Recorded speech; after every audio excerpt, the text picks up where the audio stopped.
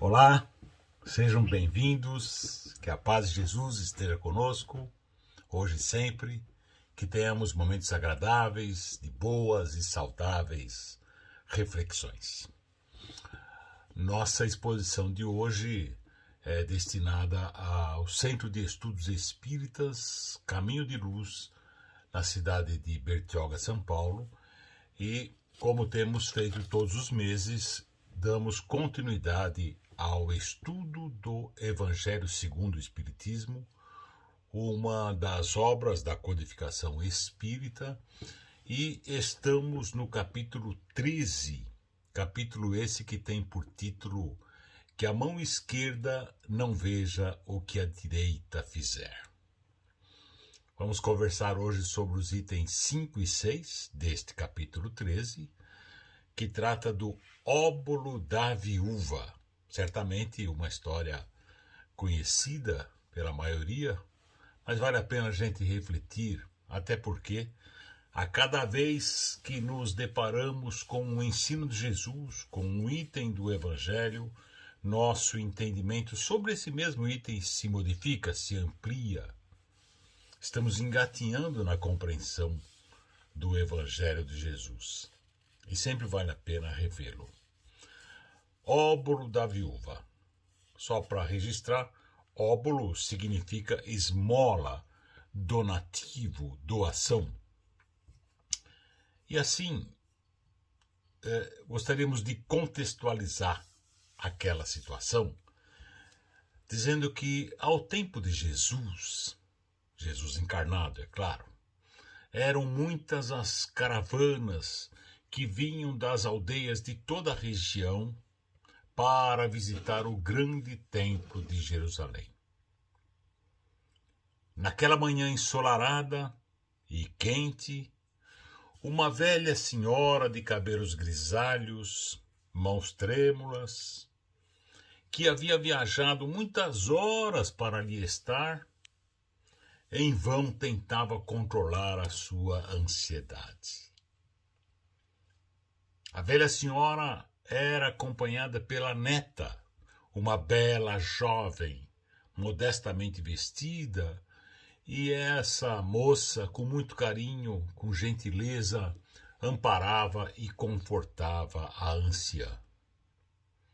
Com paciência, aguardavam no sol quente, aguardavam a hora que abririam a porta do templo e que a velha senhora pudesse ali depositar sua oferenda, que para ela era um ato muito importante.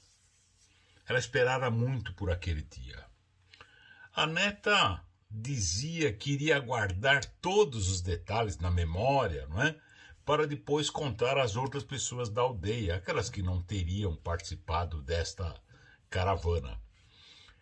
E dizia para a avó que em breve estariam de volta ao lar, onde ela poderia descansar e se refazer da cansativa viagem. Um leve sorriso iluminou as cansadas faces, pois aquela senhora sonhara muito com aquele momento. As mãos frágeis buscaram em suas vestes as moedas de pequeno valor que colocaria no gasofilácio. Só para registrar, gasofilácio é aquela espécie de caixa, de cofre que tem nas igrejas, nos templos, e que ali se recolhiam as oferendas. Aquelas moedas que a velha senhora levava foram economizadas com dificuldade, pois ela havia ficado viúva com uma neta pequenininha para criar. Lembremos, isso numa sociedade voltada somente para os homens, em que as oportunidades para as mulheres conseguirem algum trabalho remunerado eram muito raras, difíceis. A vida das viúvas era muito difícil mesmo. A certa altura, a multidão se agitou, pois abririam as portas do templo. Aqueles mais novos, mais ágeis, se adiantaram, foram logo correndo, né? E as duas, em função da idade daquela senhora, as duas acabaram ficando no final da fila sob o sol causticante.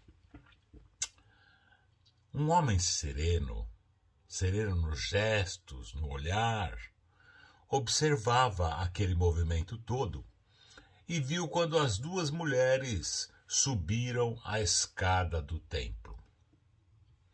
A velha senhora, como que revigorada, aprumou-se, ajeitou-se ali, né?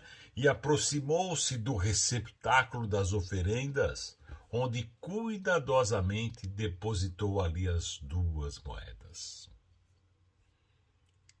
Aquele homem que observava atentamente o movimento era Jesus. E fez do gesto da pobre viúva mais uma das grandes lições do Evangelho que temos a honra de abordar. E assim temos no Evangelho de Marcos e de Lucas a seguinte situação, quando Jesus viu aquela cena, né? Marcos e Lucas descrevem assim: estando Jesus sentado defronte do gasofilácio, a observar de que modo o povo lançava ali o dinheiro, viu que muitas pessoas ricas o deitavam em abundância. Nisso, veio também uma pobre viúva que apenas deitou 2 moedas de pequeno valor. Chamando então seus discípulos, que estavam ali em torno do mestre, disse-lhes: em verdade vos digo que esta pobre viúva deu muito mais do que todos os que antes puseram suas dádivas no gasofilácio.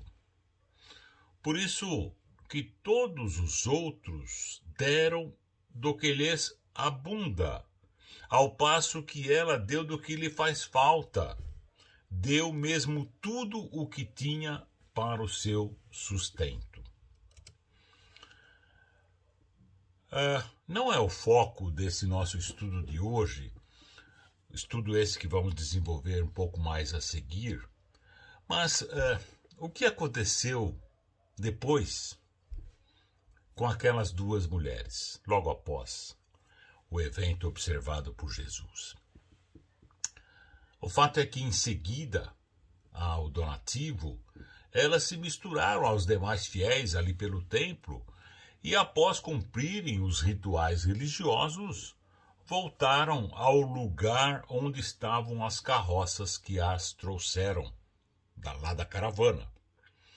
O retorno no mesmo dia era impossível, o retorno à aldeia, pois os animais e as pessoas estavam cansados. Todas as outras pessoas da sua caravana foram para uma pequena hospedaria, exceto elas 2, pois não tinham como pagar. Acomodaram-se como foi possível em um dos carroções, tomaram um pouco de água, dividiram um pedaço de pão endurecido que haviam trazido. Agradeceram a Deus pelo alimento do corpo e do espírito, especialmente obtido naquele dia tão esperado. Com serenidade, como era possível, descansaram, pois na manhã seguinte retornariam ao lar e a vida seguiria sua rotina. No entanto, quis o destino que naquela noite o espírito da velha senhora, a viúva, do óbolo da viúva, se desprendesse do corpo físico e retornasse à pátria espiritual. Ao acordar, a neta encontrou-a morta, porém com um leve sorriso iluminando seu rosto. O sepultamento do corpo se deu em seguida, ali em Jerusalém mesmo. O nome daquela moça, da neta, era Rebeca, e sua avózinha era tudo que ela tinha, era tudo para ela. pois a avó a criara desde muito cedo, com muito amor, dedicação e sempre pelo caminho do bem. Naquele mesmo dia do enterro da avó, Rebeca foi envolvida por uma inusitada, triste, difícil circunstância que mudaria todo o rumo da sua vida. E de maneira impensável, uma verdadeira e grande expiação. Mas a história da Rebeca nós vamos abordar numa outra oportunidade, que nos foi trazida por ninguém menos que Leon Tolstói, o grande escritor. Vamos então às nossas reflexões de hoje sobre o óbolo da viúva, lembrando que Jesus, então, ao observar aquela cena, disse: em verdade vos digo que esta pobre viúva deu muito mais que todos os que antes puseram suas dádivas no gasofilácio. Palavra difícil, né? Gasofilácio. Por isso que todos os outros deram do que lhes abunda, ao passo que ela deu do que lhe faz falta. Deu mesmo tudo o que tinha para seu sustento. Essa fala de Jesus está no item 5 do capítulo 13 do Evangelho segundo o Espiritismo. E no item 6, em seguida, Kardec faz comentários sobre esse ensino de Jesus. Traremos alguns trechos e também com as nossas reflexões, sempre à luz da doutrina espírita, é claro.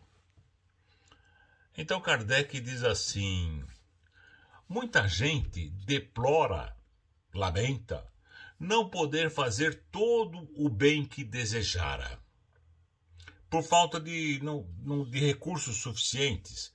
E se desejam possuir riquezas, dizem que é para lhe dar, para a riqueza, uma boa aplicação. É sem dúvida louvável a intenção. Em alguns, diz Kardec, pode até ser sincera. Dar-se-á, contudo, seja completamente desinteressada em todos. Ou seja, o Kardec fala assim, olha, tem muita gente que deseja muito adquirir fortuna, ficar rico, não é? Para poder ajudar o próximo. Será que é isso mesmo em todas as pessoas? É comum no dia a dia, por aí, né? A gente ouve pessoas dizendo assim: ah, se eu ganhasse na loteria, eu faria isso ou aquilo. Usaria uma parte do dinheiro para praticar a caridade. Em verdade, provavelmente uma parte bem pequena, né? Kardec lembra que em muitos casos há uma segunda intenção nesse desejo. Intenção essa que seria a de satisfazer a si mesmo, uma vez que a verdadeira caridade registra em isso, esse é o objetivo da nossa fala de hoje. A verdadeira caridade é sacrificial, ou seja, a pessoa dá de si, renuncia a alguns prazeres e coisas em favor do próximo, antes de pensar em si. Essa é a verdadeira caridade. Vamos deixar claro, gente, que a gente não está aqui criticando aquelas pessoas que, mesmo que seja por vaidade ou pensando em si primeiro, etc., né? A gente não está criticando, pois eles ajudam o próximo, as que fazem isso, é claro. Toda ajuda é boa, óbvio, né? Mas é claro que não tem perante Deus o mesmo peso daquela caridade na sua essência, aquele que dá de si mesmo, que se dedica ao próximo, que divide o necessário. Não aquele, por exemplo, aquele que divide as sobras das sobras, o supérfluo do supérfluo. Claro que ajuda, tem seu valor, mas não tem o mesmo peso de quem se sacrifica. E Kardec continua: o ponto sublimado da caridade está em dedicar-se com seu trabalho, pelo emprego das suas forças, das suas mãos, da sua inteligência, dos seus talentos em prol dos verdadeiramente necessitados. Notem bem, para os verdadeiramente necessitados, porque tem muita gente que cuida só dos seus, né? Daqueles dos entes queridos, aqueles seus mais próximos, e acham que estão fazendo a caridade, né? São muitos, diz Kardec, os que vivem a sonhar em enriquecer fácil e rapidamente, através de loterias, de heranças inesperadas, etc. E ele continua assim: e o que dizer dos que esperam e pedem a Deus e aos espíritos para que os ajudem a obter essas fortunas de modo fácil? Tem gente que até ora para que receba uma fortuna, que ganhe na loteria, que os espíritos dão uma dica do número que vai dar na loteria, no jogo do bicho, etc, né? São coisas interessantes. A gente fica só observando, né? É comum a gente ver assim, atletas de futebol, por exemplo, ao término de uma partida que eventualmente vençam, né? Dizendo que graças a Deus venceram, que Deus os ajudou a vencer. Toda hora tem isso, né? Sabemos que eles nem sabem direito o que estão falando, não estão pensando nem no que estão dizendo, mas a gente tem que raciocinar o seguinte, né? Será que Deus torce para algum time? Será que ele gosta mais de alguns atletas do que de outros? Meus amigos, Deus, a espiritualidade superior, não se envolve nessas questões. Certamente, quem pensa assim, quem pede a Deus, aos espíritos, essas coisas, não compreendem a sagrada missão dos bons espíritos, muito menos os desígnios de Deus. Estudem um pouco o espiritismo e assim compreenderão que jamais alguém iria ser favorecido nesse sentido pelo plano espiritual nessas situações de questões de dinheiro. A não ser que fosse uma provação. Pode acontecer. Aqueles cuja intenção está isenta de qualquer ideia, de interesses pessoais, devem consolar-se da impossibilidade em que se veem de fazer o bem que desejariam. Aceitem. Se assim é porque assim deve ser. Lembremos, como vimos no estudo, como estamos vendo, né, que a esmola do pobre que divide o necessário é mais agradável a Deus do que a esmola do rico que dá sem se privar de nada. Então, se você quer efetivamente agradar a Deus, você não precisa ficar rico. É evidente que o peso daquele que se dedica, que se sacrifica um pouco, é maior do que o outro que só dá as sobras. E é justo que assim seja, não é mesmo? Kardec pergunta: será que só com dinheiro se pode secar as lágrimas? E aquele que não tem dinheiro deve ficar inativo? Será que é isso? E ele mesmo responde: todo aquele que sinceramente deseja ser útil aos seus irmãos, 1000 ocasiões encontrará de realizar o seu desejo. Tenho certeza disso. Se no seu coração você deseja ser útil de fato ao próximo, de alguma maneira você encontrará um jeito de fazê-lo. É só atravessar a rua, é só olhar em volta de você mesmo.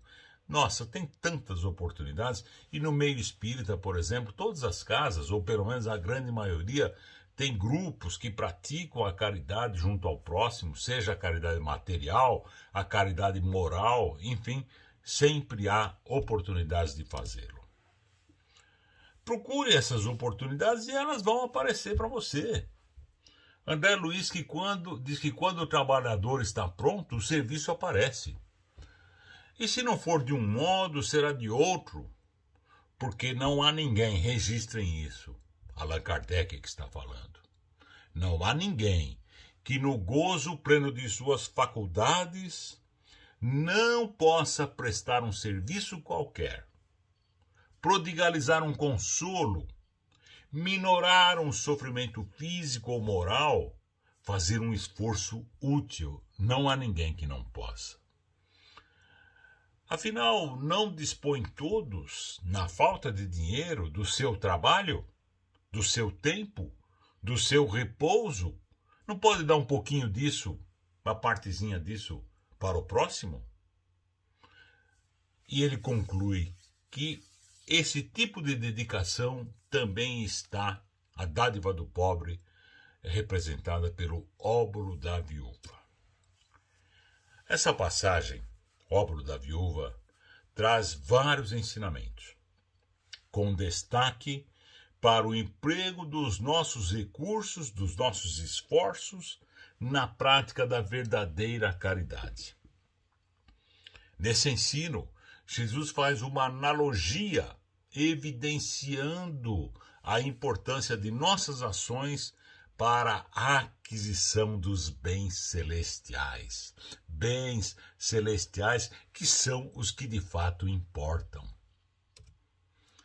Vale lembrar que Jesus, nesse ensino, não censurou os ricos. Não censurou os ricos que doaram grandes quantias de dinheiro, pois, como dissemos, toda ajuda ao próximo é importante, é útil. Porém, destacou que aquela senhora proporcionalmente doou muito mais que os outros, pois sacrificou seus modestos recursos, praticando a verdadeira caridade. Todos conhecemos aquela frase que ficou famosa: gentileza gera gentileza. E a gente pode afirmar com segurança de que bondade gera bondade. Amigos, aquele que pratica o bem, a caridade, recebe o bem. Além de tudo, ao praticar o bem, a pessoa é naturalmente envolvida por uma aura, um sentimento de bem-estar, de prazer, que gera alegria e boa saúde, saúde física inclusive. O nobre espírito Emmanuel diz assim: ampara o bem dos outros na garantia do teu próprio bem. Vou repetir: ampara o bem dos outros na garantia do teu próprio bem. A gente vai caminhando para o encerramento, mas eu quero, desculpe a ousadia, mas quero trazer para vocês aqui, não tenho experiência na declamação de poemas, não é? Mas eu quero trazer para vocês aqui um poema chamado Entre Nós, trazido pelo espírito Casimiro Cunha, pelas mãos abençoadas do nosso Chico Xavier. E Casimiro diz assim, entre nós: coração que não se abre à sementeira do amor, não guarda com segurança a luz do Consolador. Muita leitura sem obras, de ensino e consolação, traz a flor parasitária. Leitura sem obras, de ensino e consolação, traz a flor parasitária da inútil conversação. Desalento choramingas, em pranto sempre a correr, expressa frequentemente muito serviço a fazer. Comentários contra ingratos, verbo amargoso e violento, são tristes revelações no anseio de isolamento. Discursos sem caridade, fraternidade sem portas, tribunas que não amparam, são sinais de fontes mortas. Fadiga de todo instante, chorosa, escurecediça, traduz sem contestação fragilidade e preguiça. Cabeça muito ilustrada sobre a vida em calmaria, é urna lavada em ouro, muito nobre, mas vazia. entusiasmo eloquente, sem atos de amor cristão, é fogo de palha seca em bolhas de água e sabão. Sublime conhecimento, distanciado do bem, é tesouro enferrujado que não ajuda ninguém. Banquetes da inteligência, sem Jesus suprindo a mesa, são brilhos de força bruta em pedras da natureza. Queridos irmãos, que essa passagem da pobre viúva permaneça em nossa tela mental. Que sempre consigamos lembrar do próximo, a fim de chegarmos mais rapidamente ao verdadeiro reino de paz e de prosperidade. Que Deus os abençoe. Muito obrigado pela companhia, paz e luz. Que assim seja.